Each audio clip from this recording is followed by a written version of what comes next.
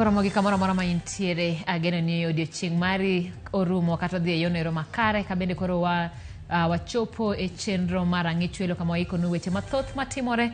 Nitiere oganda ma bende koro tiyo kod thuoloni mag kinde mag ikruok ne skuku mar jolo oganda mamoko kata mar chiemo kod jowadgi. Kawuono jatend piny William Ruto ne otimo limbe e dalagi manitiere Sugoi Maro County ma Uasin Gishu kama bende nochiwe chiemb kony ne moko kuom oganda e alworano. Kopogore kod mano bende nitiere jogo ma bende ne ochiwo chiemb kony e boma ma Nairobi kaeri ne jogo kata oganda ma bende hinyo tiyo tij lwedo mag luoko e uteji. En thuolo mari kaka Ramogi mar mondo minene gima in godo matin ipogo ne jirani kata obedo ni ok oduong' to biro loko gimane e kinde nieri mag skuku. Waikonu weche mang'eny, wang'iane moko kuom wechego ma wamiyo pek. There should be no confusion whatsoever. Wan ker marwa en odungi. Nyithindwa sani nyaka ging'e tradition ma maro bi. Komni emo biro yalo nogo joluo te ema biro ting'owa malo. Gikone to jaduong' Odungi Randa osidh kaka ker mar 9 mar oganda Luo. Tume ya EACC imeweza kuwakamata washukiwa katika ile kesi ambayo inahusu fraud. Duma Malindi oweyo gi rambun jatend migawo machon mar limbe na ji balala kod joma moko kitidogi gi mibadhi mar bilion 8.5. Koro podho mar kambigi gine ma gimiwa shida. Emomiyo inyalo yudo ka koro dala ok chal dala japur maduong' kaka an. Wachal kaka jo South Africa, wachal kaka jo Mauritius, manadhi maneno gi wang'a. Japur pek ka kidi ringo mag Mercedes to ka kata ndega onge. Jopur niang' mawuok Imbo mar Kenya medo yuaga chiedh nade mokwako sekta no ka giseyo piny owacho ma giwacho ni ok odewogi.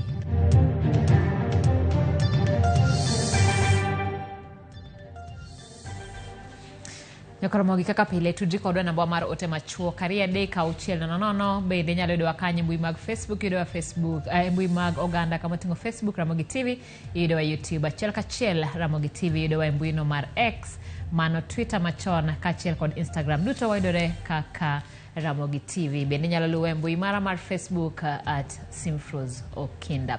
Machiegni nyinga Simfroz Okinda jaloko marwa Belinda Adhiambo. Kawachako ni Duma Malindi oweyo thuolo jatend migawo machon mar limbe na ji balala kod jagoro mogirore machon e migawo no mar limbe Lea Gwiyo kod rambun tok kwedo tudruok margi kod mibadhi mar bilion 8.5 e wigedo mar kar tiegruok mar Ronald Ngala Utalii College. Balala kod Lange ne ondhi kod EACC otieno manyoro ka duol no manyo achije mamoko 12. Lydia Okeyo nigi mathoth. Bang' kanyondhiye otieno manyoro kendo geng'ne e tesendo bila ma Kilimani mane en jatend migawo mar limbe ma pacho kanaji balala kanyakla gi apisa mokadek nochwale log tich mar duol makedo gi mibadhi e pacho ka EACC okinyi makawuono.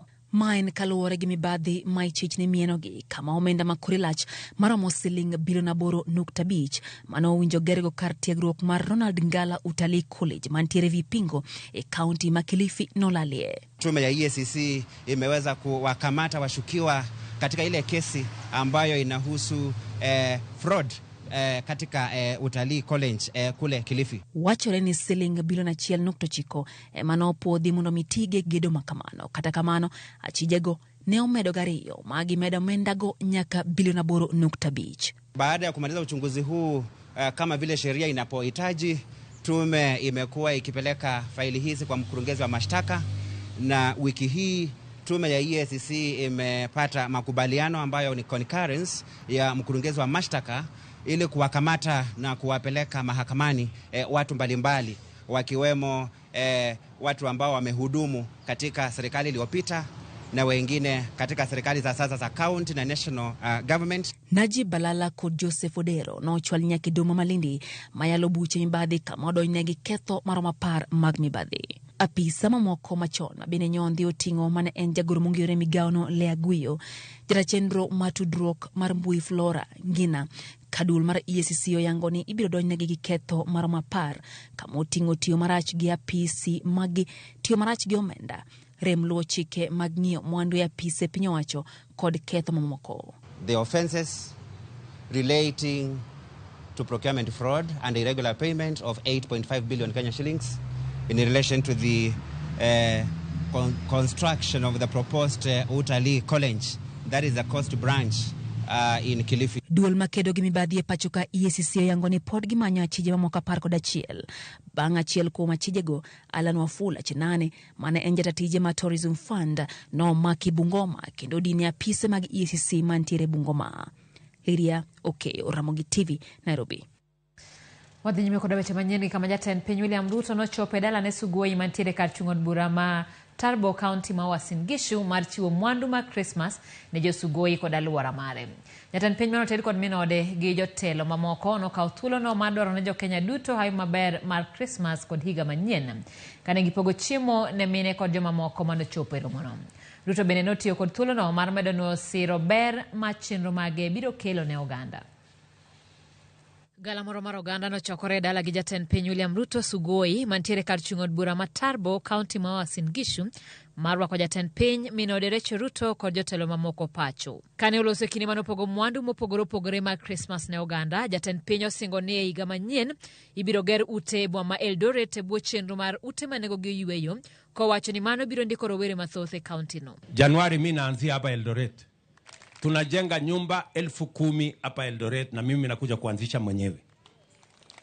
Na mimi nahitaji vijana zaidi ya 7,000 ama 8,000 watakaofanya hiyo kazi.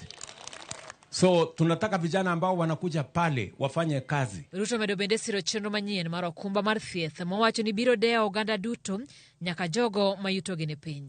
Hakuna mtu atauza mali yake tena ili kulipa gharama ya hospitali. Hata kama wewe ni mtu huna mali, kwa sababu tumepitisha sheria, wengine wametupeleka kotini, lakini tumepitisha sheria. Kuanzia mwaka ujao kila mtu atapata bima ya afya. Kila mtu. Ruto nokawo thuolono mar kwayo hayo maber mar kinde skuku ne jo Kenya duto kosingo ber mogundho e chak mar higa manyien. Nawatakia baraka ya Mungu, nawatakia Krismasi njema yenye mafanikio makubwa, na nawatakia mwaka mpya wa 2024 yenye iko na baraka nyingi ya Mungu. Oganda manochopo yudo mwandu kaka sukari, mogo mar kuon, mchele e kind chiemo mamoko.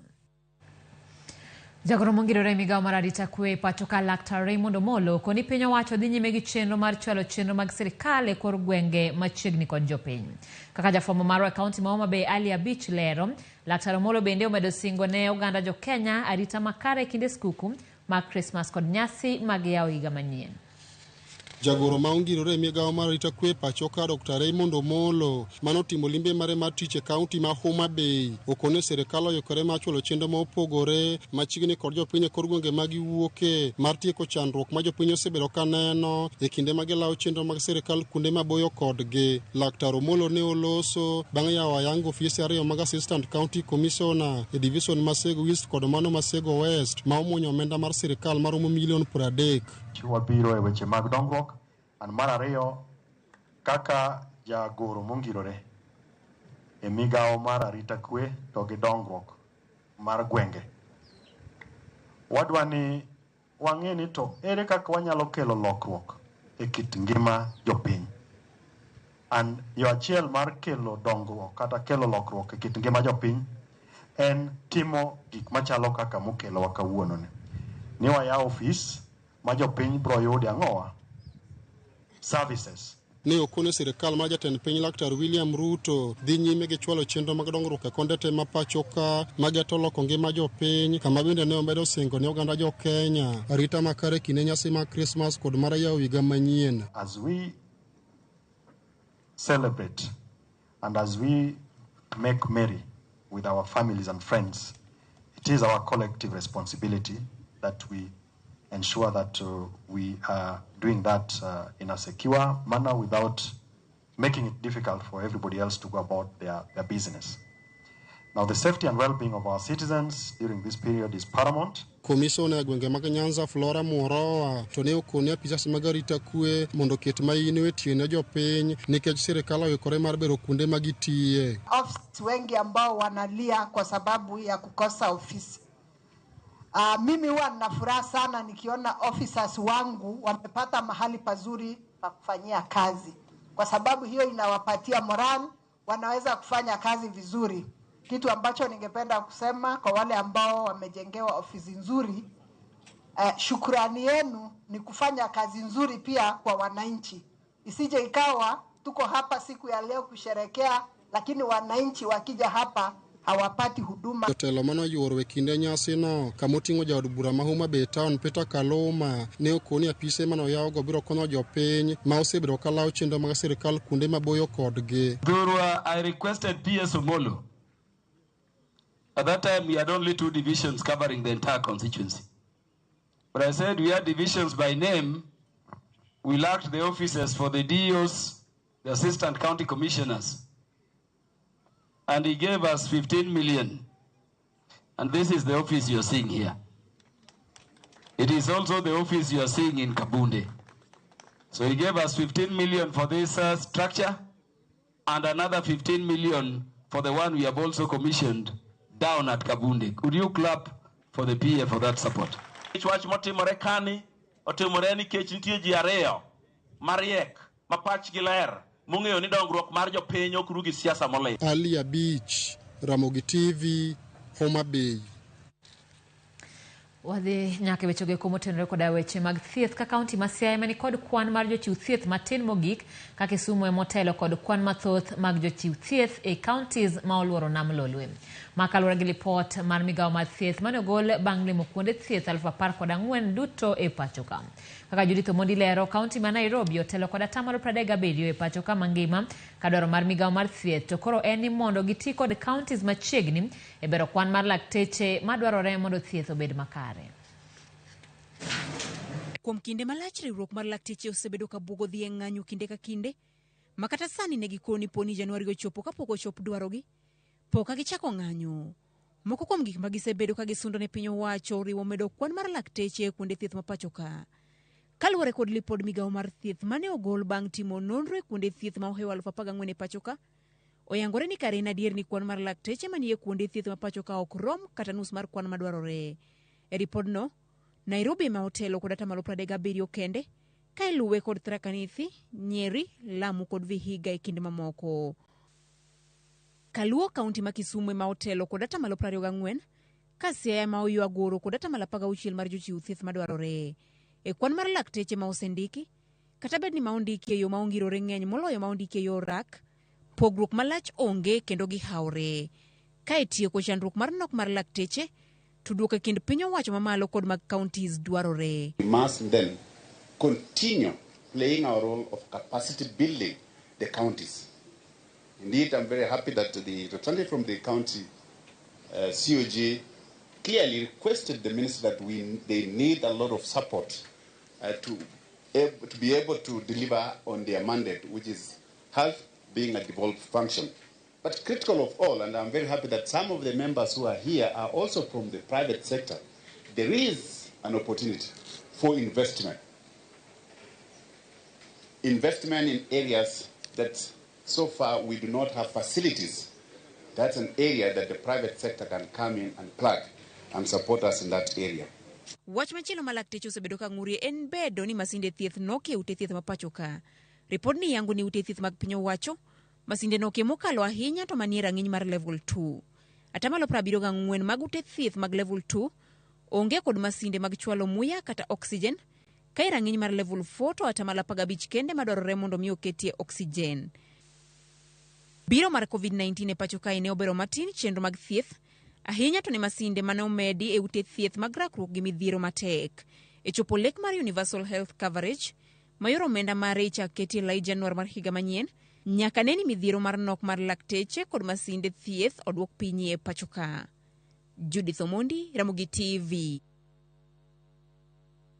Ramogi tok lipot mar Judith Omondi matero wayo mokwongo mar chenro mar chwelo kabende en saa 1:14 aneno ka otedonjo kaeri Ramogi TV ma Barak Ndama wuod Wath Onger Kadem newslet kabisa kendo neno live mosna babana Joseph Ndama ogweyo gi min Lili kange kagen Wath Onger kamano Ramogi TV an Pastor Omondi tiche mar gemonyinyore mosna Archbishop Odhiambo Gura gi jagoro Samuel Atongo gi Alo Ayana ndano diero kan minyanya skul mibadhi ok nyal rumo e Kenya nikech jamibadhi emotelo ne jo Kenya awuoro wach mar telo. Ramogi waringwa dhi duka matin pod oduogi weche mathoth.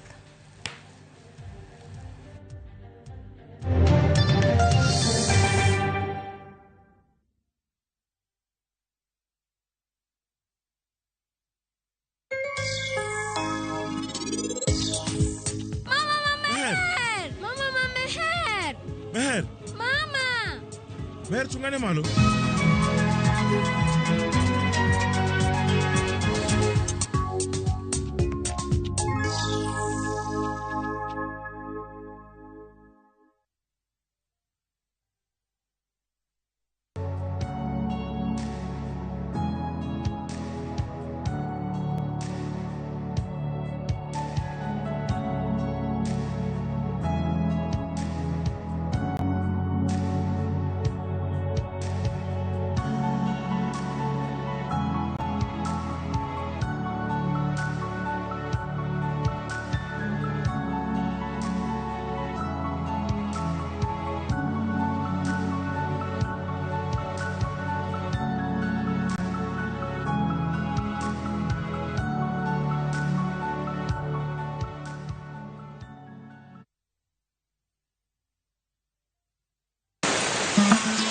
Fwenyo chuny kitwa.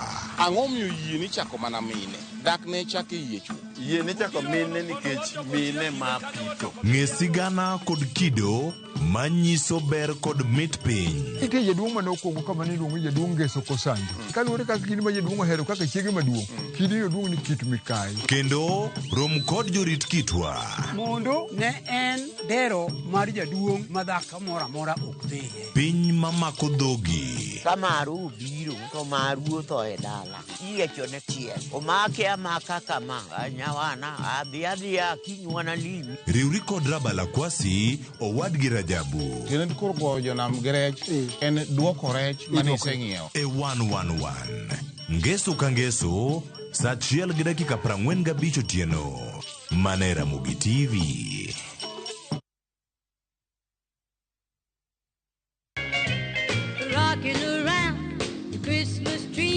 E kindegi mag nyasi mar sikuku, wariwre uru kanyakla ka waparo nyuol mar Yesu Kristo. Riwri kodwa ka wakelo ni tuke mag nyithindo. Ino kendi kendo. To koro wadhi bet kamoro achiel mana kaka chon.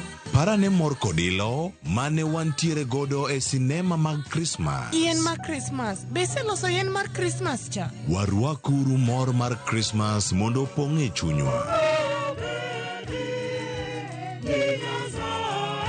Donje nyasi mag mor ka wakelo ni wende mag Christmas. Ramogi TV en kama ber mar bedo e kinde nyasi mar Christmas. Christmas comes early na View sasa. Jishindie shilingi milioni 3 kwenye draw kubwa msimu huu wa Christmasi. Huenda bahati ni yako. Hiyo pesa yenye iko hapo hivyo ni ngapi Ann? 100,000. 100,000 shillings. Yes. Unapanga kufanya nini pesa? Napanga kuongezea kazi yangu na kulipia watoto wangu school fees. Na watoto wawili secondary. Na wasome kwa bidii. Asante. Si ndio? Kabisa. Unazambia nini watu wa Ruiru juu ya watu wa Ruiru nitawaambia wajipange na View sasa, hata mimi sitalala. Ann amejipanga na View sasa, alidial *487*3# ndio maana amefika hapa hivi leo na ameshinda 100,000 shillings. That could be you next. Tuzidi kujipanga na View sasa. Jipange Jichange ushinde mamilioni na View Sasa. Piga *487*3# sasa. Terms and conditions apply.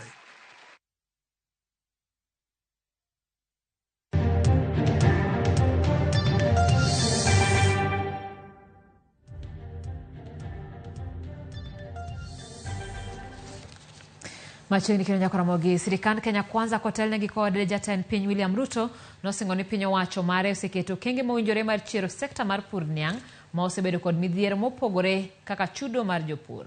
To bang' yango kang' mar Ruto oko gope mag kembego maromo bilion 117, kendo bedo kod chenro mar uso kembe 5 mag sukari ne ji giwegi, nokelo ler kod more chuny jopur niang'.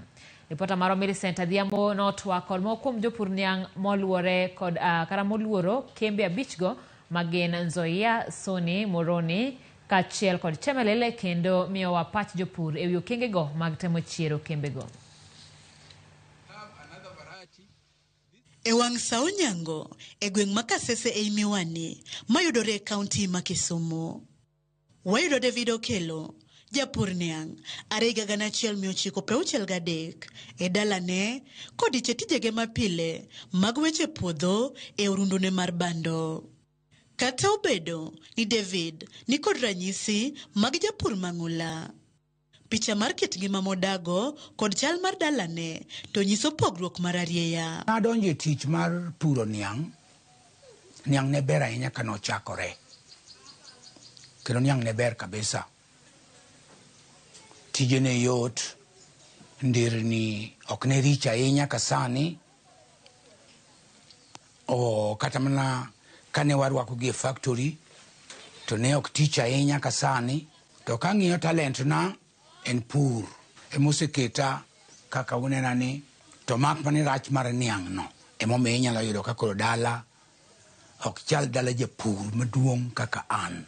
Ber niang' koro onge. David Okelo yango ni notero niange mogik e kambirego sukari ma Chemelil kod Miwani e 2020, kendo nyaka sani poko tiek chule omenda maromo siling milion 218 koriw duto. Especially kakoro Miwani ne dhi. Miwani no dhi gi pesa jopur mathoth. An mara no dhi siling 164 mane Miwani odhigo.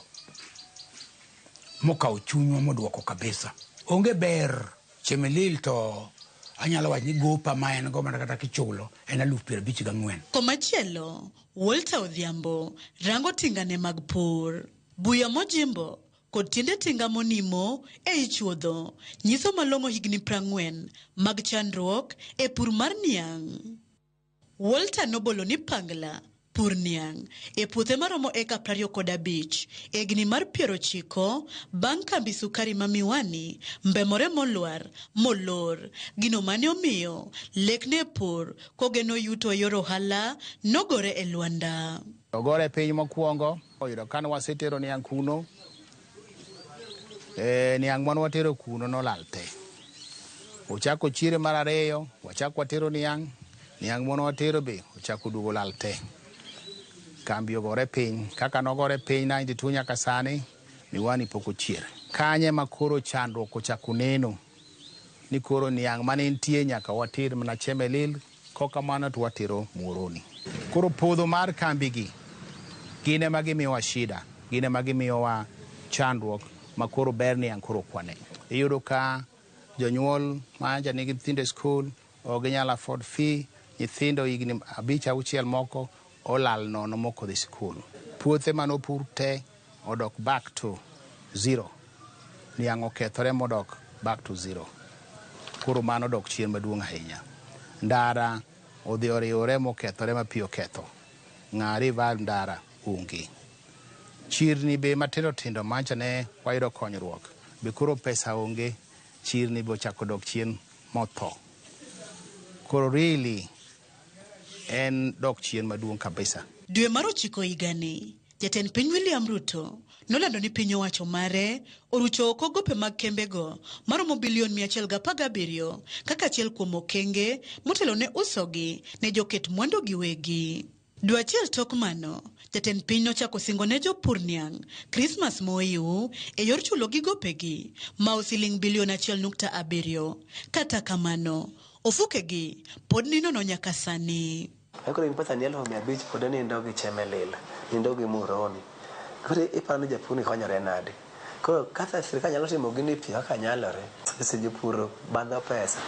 Jomoko biro tindo ologor, jomoko mane pesa gocha kobedo kanja chakre 2017, 2019, 2020. Gimiwa pesa goeko, waplano go ma school fees, waplano go weche mag Christmas, waplano kech sani wathagore, kech piny obedo matek. Wadwa loro wach mar sukari ma oko, mondo magwa gibe oteri oko. And bonus mwarito en by product, molasses, bagasse, ethanol gi weche mag stimago monde ka bech niango dhi 10,000 gi wiye to ok chulo mna sukari ma milimili kende. Wachal kaka jo South Africa, wachal kaka jo Mauritius, mana dhi maneno gi wang'a. Japur pek ka kide ringo mag Mercedes to ka kata ndiga onge.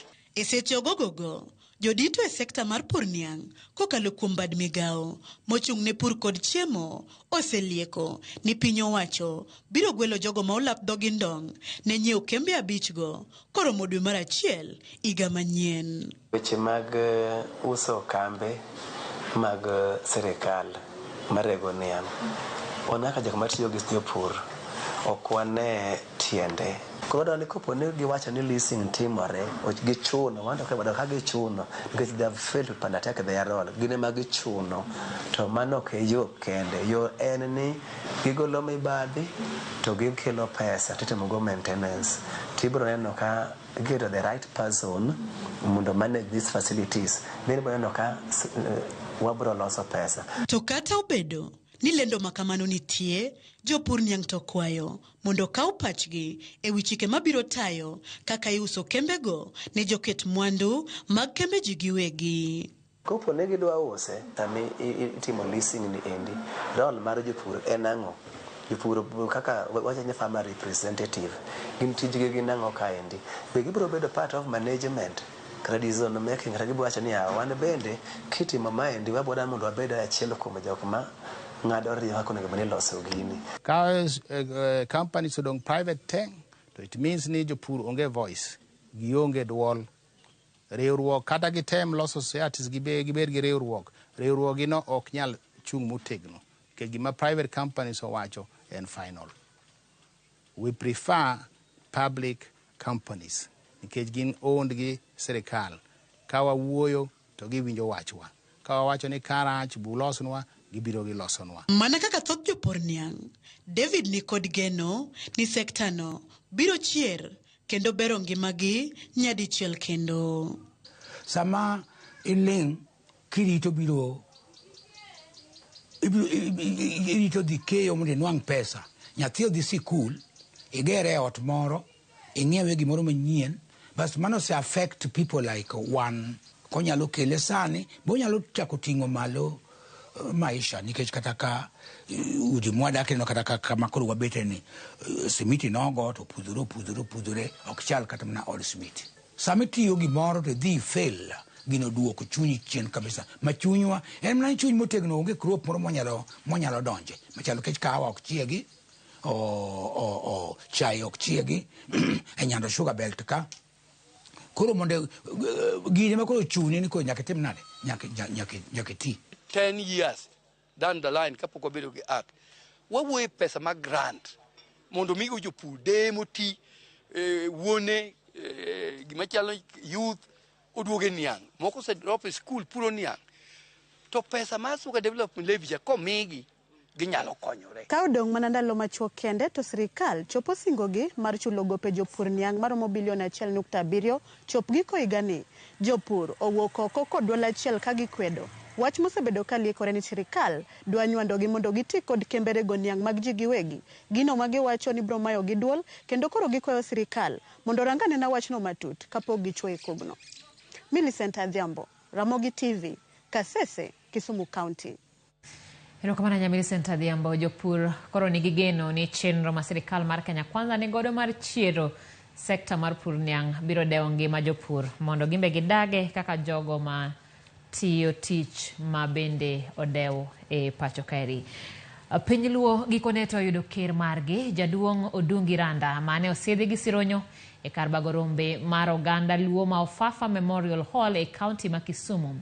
Nyasi no ne oyuorie kod jodong Luo kanyakla kod Raila Odinga e kind jodongo mamoko. Nyasi no ne oyangi kendo tego kit Luo kod timbe kama duong' to ket e lal mwandu mag rito kido kod tim. Jafamo marwa Walter Nyambaga miyo matut e wi nyasi no. Paro fafa kakanyogi duanye. En nyasi manomako dhok mar dhialo kido kod tim mag oganda Luo. Nyasi mane osidhie ker mar Luo mar 9 Odungi Randa. Jaduong' Randa mani en odiechieng' achiel kende ma Nyasaye omi e ngimani. To sani ami kondo ni nyiso ni mane telo mar Luo, jolwet Luo duto oketie wiyi. Kendo kaka kit Luo bet, jaduong' Randa kongo njonyoro rindi mar Nyaluo man kod ranyisi mar kom telo mar bedo gaye mar Luo. Odungi Randa bede kom mar Luo mar piny mangima. Komni emobiro yalo nogo joluo te. Randa imiyo kuodi, pien, to kod bidhi bang'e to onjonyo gudu kod orengo kendo kelo kwe e kind oganda madhialo nyadhi margi kang'none. Ami orengo ni mar kelo kwe e piny Luo mangima mondo bed okombani mar kwe e piny mangima. Jowi! Nikech osechamo chumbi mathoth kendo ikyo niang', nyako bed kod odonga mosirorego, kendo odonga no bende yiene godo mar chiwo kum ne jomoketho. To tong' irito godo piny be. Nikech kidhi e lweny to wasigu ni kodi, tigeng'o kod okumba, to tong' tiroko go ng'ato. Kamano, ateme matin. Mikae mar bende nyaka bol pien kuome, mar nyiso ni oikore mar bedo min piny Luo, kendo jaode bende yudo puoth mongirore. Piny Luo koro ni kod jotelo ariyo, e kaka ogai mar ODM Raila Odinga, masumo paro kod siemo yore korka siasa, ma bende ne ochiwo ler kaka mko mar Ofafa Memorial Hall nobiro, to kod kaka ndika mare obet, ni mar en kanyo mar apisi moyiedhi mar ker mar Luo masani. Ne owacho ni Ofafa Memorial Hall headquarter mar joluo e kama idhi keto Odungi e kom. Odinga mane otel kod jotelo mag siasa mawuok ka Luo moting'o gavana ma Migori Ochila Yako, gavana ma Siaya James Agri Orengo, gavana ma Kisumu Ngire Peter Anyang' Nyong'o, gavana ma Homa Bay Gladys Wanga, kanyakla kod jatend kweth ma thoth e od bura James Opiyo Wandayi, maduto ne osiro chenro mag rito kit Luo kod telo margi. To kendo ka wariwore e bwo kom mar ker ma koro wantiere go ka, adwa paro ni oganda ka mantiere ni nyalo paro ni nyalo yudo kom kamora mora. To kanitiere ng'ama okoero Raila, to in okoeri. Kanitiere ng'ama okoero Odungi Randa, in okoeri. Emomiyo mae kinde ma oganda monagi ni nyaka riwre bed gimoro adi. Ni wang' ni kitemo bilo ni ka. Binto kanye joluo. Ka jaluo poko godonde piny to onge gima timore nade? Gima timore. Ok nikech wan gi gimoro amora mang'eny. To nikech riwruok wa. Imonego uked go mokwongo en luoro. Gando ke gik moko ariyogo kowa kedogo, to wabro chopo kamonego wachopie. Jotelogo duto ne osingo bedo achiel mar nyayo kit Luo, ahinya to ne giyudo dongruok maka kod kacha. Kawawuok Ofafa Memorial Hall kaendi, there should be no confusion whatsoever.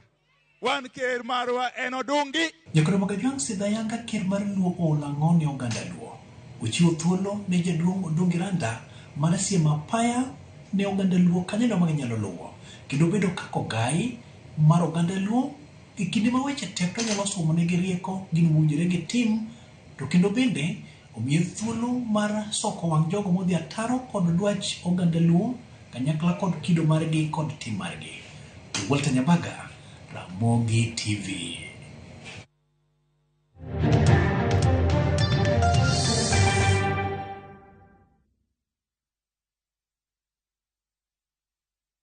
Next on Shambhala Wanyama.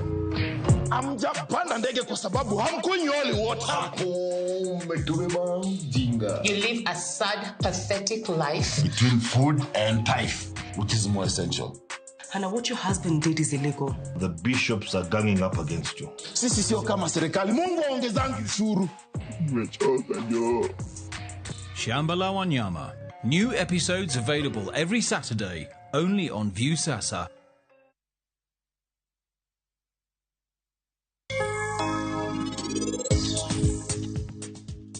Aneno kaka gima nitiere gima eno timo pandowa. Eno dwa timo gimoro e dalani. Nyasaye kende mong'eyo kapo notimo gik moko kende ka, kata samoro nitie ng'ato kae manyise notimo.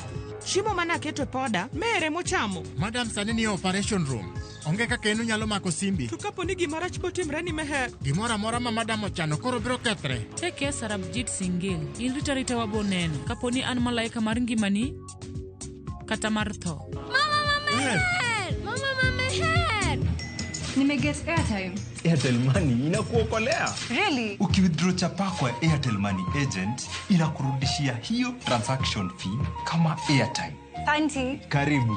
Airtel Money makes your life kidogo better.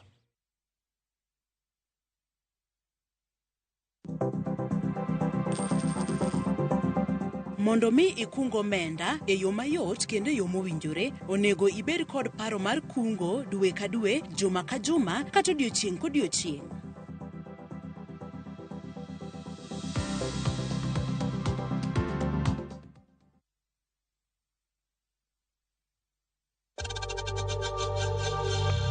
We know times are tough, so save money by buying airtime from M-Pesa to any network with zero transaction fees. Dial *487*2# and get your airtime PAP with zero transaction costs.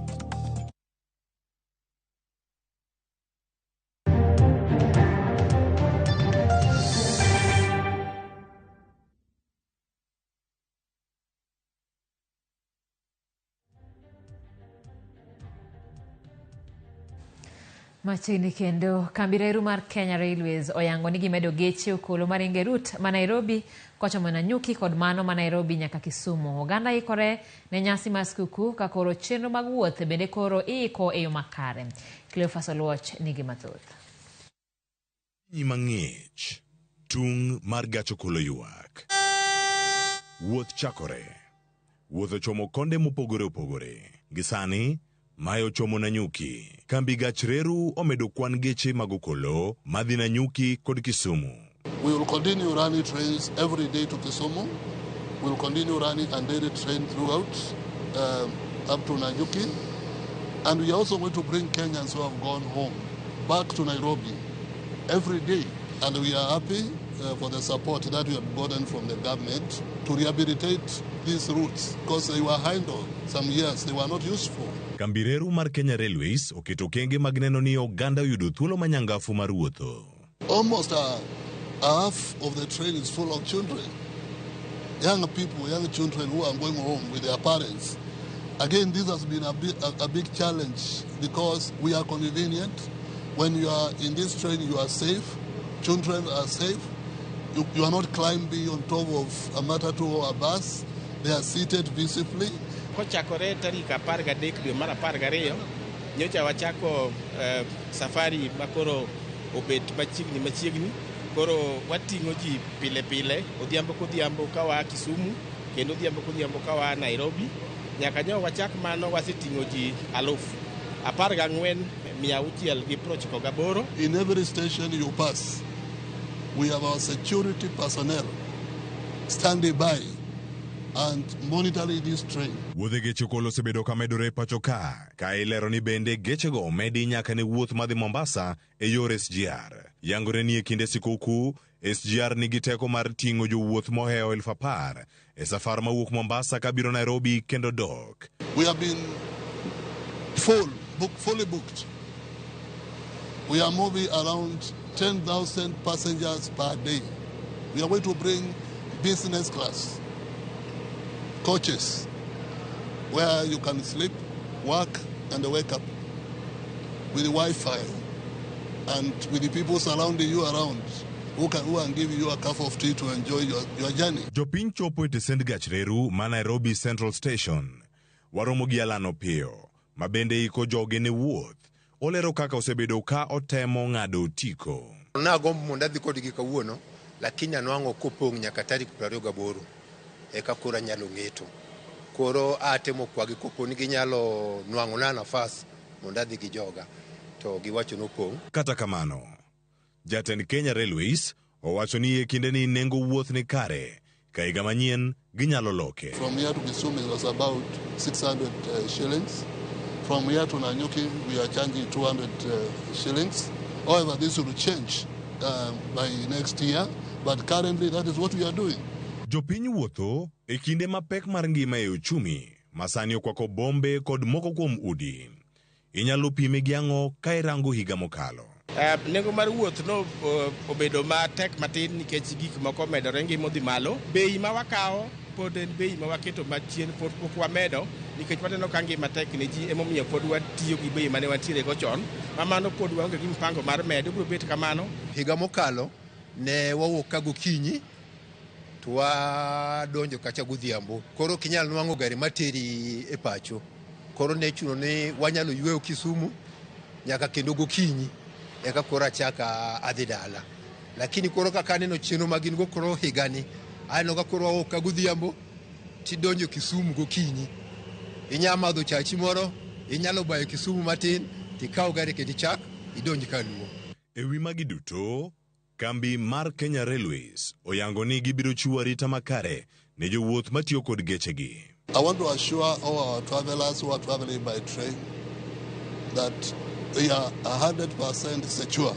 Wuoth osechako, wuoth mochomo gwenge mopogore opogore. Wakoinu bed kod wuoth makare e kinde ma utiyo kod yore mopogore opogore. Cleophas Oluoch, Ramogi TV, Nairobi. Kapod wantiere weche motenore koda weche mag wuoth eni kadho wadh nam chumbi. Jogo matiyo tesend nyamburko ma Mwembe tayari ywak kalore gi kwan jowuoth magikoni wang' ni odok chien kipimo kod Disemba mag higni mokalo. Gikoni nyaka sani kwan geche mating'o jowuoth pod ng'eny maloyo jowuoth, ka jopiny to ywak ni ng'ikruok mar ngima kata ng'awruok mar ngima ema mono thoth gidhi kaluo e nyasi mar Christmas kod rwako higa manyien. Joja oko nigi ler mathoth. Tesend bas ma Mwembe tayari Mombasa. Kae, chenro mag wuoth chal ni odok chien kipimo kod higni mokalo, to chutho e thuolo makama mar Disemba. Jogo matiyo e tesendno koni wang' ni kwan jowuoth odok piny, ka jogo madhi wuoth bende ywak negi kawo thuolo malach e stage ka gache pok opong'. Biro ng'ado gari madhi dala Kisumu, mabe no kata rajia na nyalo yudo gari. Lakini kachopo ka yudo ka geche ni mana ni nono, joma dhi dala otimre nade onge kata chiel. Omona kata wuok nyaka sano nego bed ni gari ma wuok do wuok sa auchiel. Ok onyal wuok kech pok opong' chakro kinyi. To tarik machal gi mae kibiro manyo gari to kinyal yudo nafas kata chiel. Lakini kawuono kibiro manyo gari yudo nafas. Sani wan pod wamanyo jowuoth, lakini tarik machal gi magi jowuoth ema manyo gari. Koro igani waneno ka weche lokre kabisa. Ma gikoni timore kaluwore gi wach ng'awruok mar ngima, gino momiyo oganda mathoth mayande dhi dala e kinde makama koro joloko pachgi. Dala sani tek nikech kopo kata ni wacho ni dwani dhi dala. To kuom wach adier, igo kwano kaka idhi duogo to mondi chop dala mokwongo sani dwaro 4,000. Mondi nwang' 4,000 omi maki michop kode dala tek. Koro kuom sani wa hold on. Kuom sani geche madhi Nairobi kaka muneno kae gi wang'ado 1,500. To higni mokadho sama kama geche madhi Nairobi wang'ado 2,500. Geche madhi Kisumu, madhi Homa Bay, madhi Migori, madhi Busia, sama kama higni mokadho wang'ado 4,500. Lakini sani ng'ado 3,500. Tich onge, tich ni piny. Jolok ohala bende ywak kaluwore gi dok chien mar jonyiewo ka ng'ur margi maduong' ne piny owacho en ni orangi kaka nyalo duoko chien bech mafuta. Anan fundi tweng'o. Lakini higni duto kaka sika bedo ka watiyo, wabedo ga modich ma kata diere ni en ga diere ma funde duto dich ma dhano kesha e tich. Lakini sani onge. Ma Ruto nyalo timo, oduok bech mafuta piny, nikech once ni idho bech mafuta, to gimoro amora te idho. Obed kata mana biskit mokel ni e dhot, bei ni malo, nikech gari mokele tiyo gi fuel. Mano momiyo sani ngima tek. Gikoni thothgi temo mana diyore, to chutho ka giikore ne wach tero nyithindo e sikul Januari higa manyien. Tuseme gari kama hii inakunywa kama 15,000, 18. alafu nabeba na 1,000, gari yenyewe nabeba watu 16. Nitapata faida gani? Mimi mwenyewe nitalipwa nini? Sasa inakuwa ni vingumu sana. Alafu sasa ile nauli inabidi tuiongeze. Kwa sababu sasa saa hii pia sisi wenyewe tunangojea hata hiyo Januari tupate pesa ya kuregesha watoto skuli. Lakini hata tujui tutaitoa wapi. Kwa sababu tunapatia wale wauzaji hao makastoma wetu tunawauzia pia nao wanalia. George Aoko, Ramogi TV, Mombasa.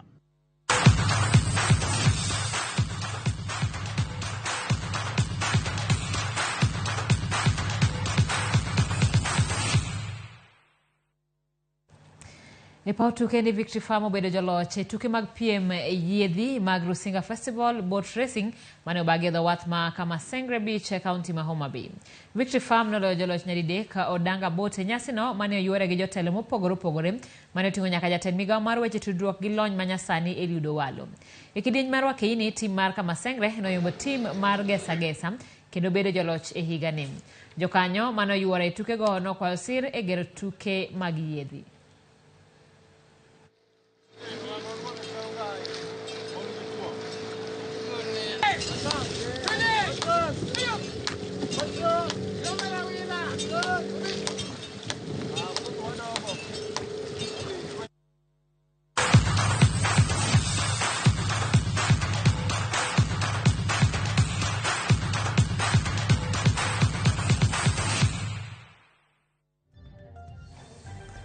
Ramogi mane makelo giko mar weche manyien mag ang'ich welo ka bende thuolo mar chiwo duoko mathoth onge kata kamano. Ramogi TV akwayo ni jaduong' Odungi Randa hayo maber kuom puoth mar ker luo andhoge obed thenge otieno maber ne jo utende duto Alfredo Suri and Dandora Phase 2. Ramogi erokamano ahinya kamano bende makoro kelo giko mar weche manyien mag ang'ich welo saa 1 gi dakika 46. Erokamano kuom kawo thuolo mari mar bedo kod chenro ni. Nyinga Simfros Okinda, jaloko marwa Belinda Adhiambo.